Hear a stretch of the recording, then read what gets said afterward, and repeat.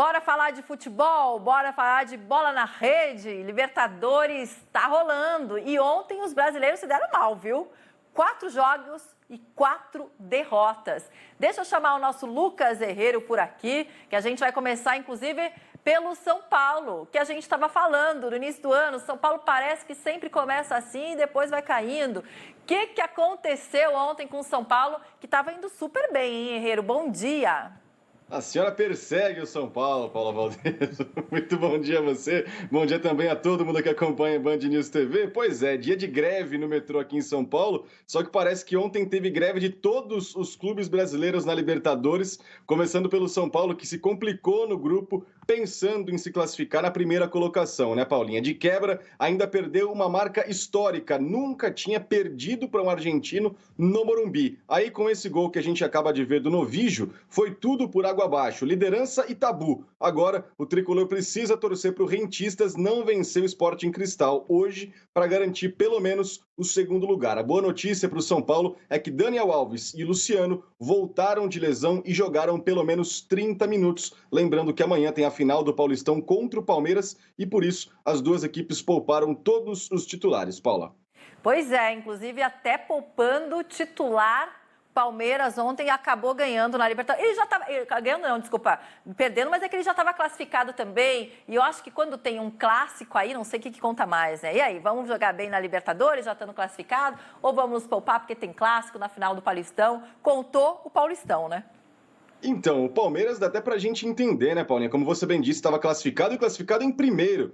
E o São Paulo não estava classificado, como ainda não está, e perdeu a primeira colocação. Então, no caso do Palmeiras, dá até para entender 100%, né, dessa questão que envolveu os jogadores poupados no jogo de ontem contra o Defensa e Justiça. Verdão perdeu os 100% de aproveitamento com os 4-3 sofridos para o Defensa e Justiça no Allianz Parque, saiu atrás por 3 vezes, com 2 gols do Bou e 1 do Rodrigues, aí Zé Rafael, William e Scarpa empataram, só que no finzinho o Brian Romero decretou mais uma vitória de um argentino para cima de um brasileiro, pelo menos o Alviverde está garantido em primeiro do grupo e classificado já para as oitavas de final da Liberta. Agora, a situação complicada tá o Santos, né? Que acabou perdendo ontem. Não sei se passa muito longe, não, esse Santos, hein?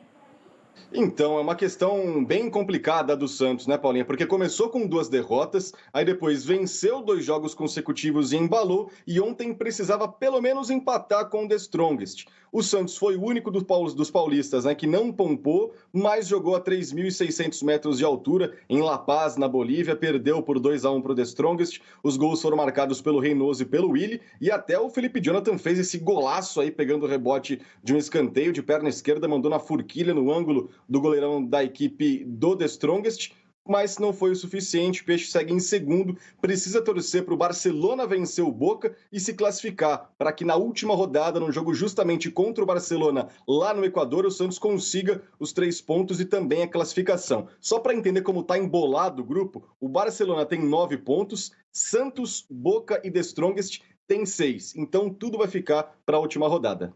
E Boca é Boca, né, gente? Quando falo o nome Boca, eu já tenho medo. Fluminense também não se deu muito bem, não, né? Você tem medo por causa de 2007, né, Paulinha? Final contra o Boca e tal, né? Só para Eu vou lembrar dizer que no Sul quem é gremista é Boca também. Não quando a gente tá um contra o outro, né? Mas é muito forte. Os times argentinos Boca e River, eu tenho medo deles.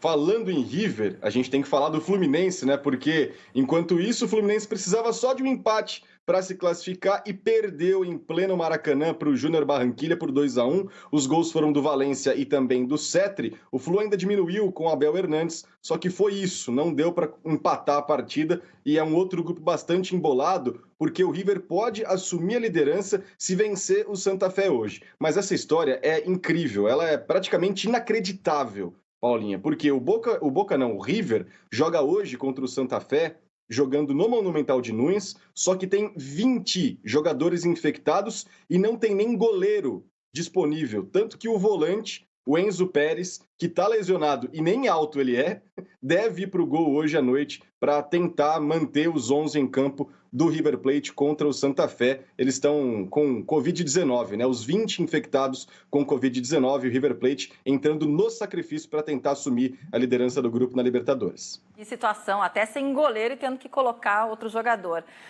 Agora, eu quero saber, é muito difícil para mim falar de Libertadores e não ter o Grêmio, faz tempo que isso não acontece. Agora, desde ontem, Herrero, tá uma hashtag subindo, gente. No Twitter, dá uma olhada, dá uma emparelhada aí pra gente falar, que é a hashtag aceita Renato para ir pro Corinthians. Olha aí, gente. E até o Toninho, olha, um dia Renato Gaúcho recebe proposta do Corinthians e no outro os metrôs param. Não é greve, não. São os metroviários se organizando para subir a hashtag, desde ontem bombando. Tem algum spoiler aí pra gente? Eu sei que eles conversaram ontem, o Gauchinho, né, com o empresário dele, com o Corinthians, e agora tá nas mãos do Renatão, né? Tá nas mãos do Renato Gaúcho. A questão é saber se você tá preparada já para vestir preto e branco, né, Paulo? Já tá no clima aí. Ontem vestiu branco, hoje preto. É praticamente o que daqui para frente a gente deve ter. Só que calma, que foi só um primeiro passo. Como você bem disse, ontem a diretoria recebeu o empresário do Renato lá no Parque São Jorge, contou toda a situação do clube para ele, que esse ano é um ano de contenção de gastos, responsabilidade financeira. Agora o empresário leva tudo para o Renato ouvir e ele também vai conversar com a família e ver se aceita o compromisso, principalmente reduzir o salário que recebia no Grêmio. Então, só para a gente ter uma ideia, o Wagner Mancini no Corinthians recebia 3 vezes menos do que recebia o Renato Gaúcho no Grêmio. Então, tem que saber se ele vai abrir mão dessas questões e aceitar a proposta, o projeto do Corinthians, Paula.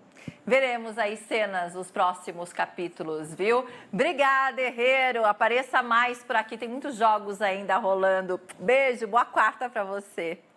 Beijão para você, se cuida, bom programa, boa quarta-feira a todos os assinantes aí do Band News TV também. Valeu!